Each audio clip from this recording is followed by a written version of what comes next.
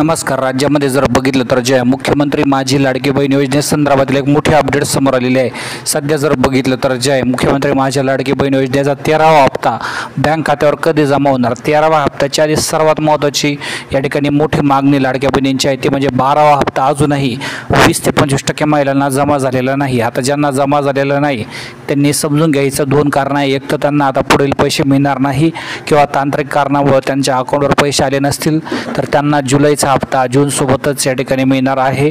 म्हणजे जून आणि जुलै याचे मिळून 3000 रुपये मिळणार आहे. मात्र ज्या बहिणींचे अर्ज बाद झालेले आहे त्यांना आता पुढील काळामध्ये पैसे मिळणार नाही. ही बाब तुम्ही या ठिकाणी लक्षात ठेवणे गरजेचे आहे. पुढील काही दिवसामध्ये जर बघितलं तर जे आहे काही बदल झाल्यास तुम्हाला सांगितलं जाईल.